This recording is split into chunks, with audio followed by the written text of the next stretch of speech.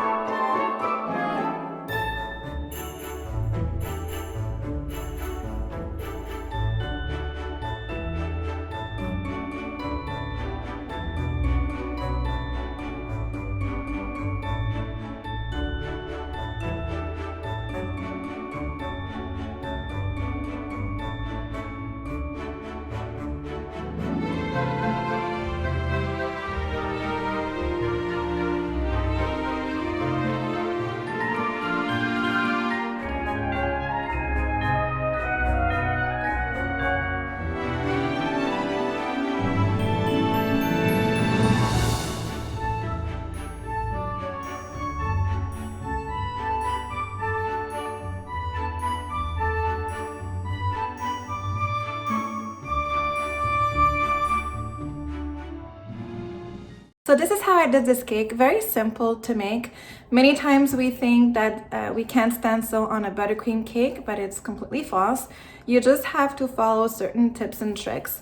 So in my case, what I found very easy is that you crumb coat your cake first, then you give it a second coat, and then you bring it to the freezer for at least 5 to 10 minutes. And then what you're going to do, you're going to take your stenciling, put it on top of your cake, and you're going to secure it with 4 toothpicks on each side. So like that, it's nice and secured. And then you're going to take whatever buttercream color that you want, and you're simply going to spread on it on your template, and then you're going to remove your template, and then there you go. If you want to do the other side, then before you do the other side, make sure to freeze your cake again, making sure that whatever you just did is frozen, and then you can go ahead and do the other side.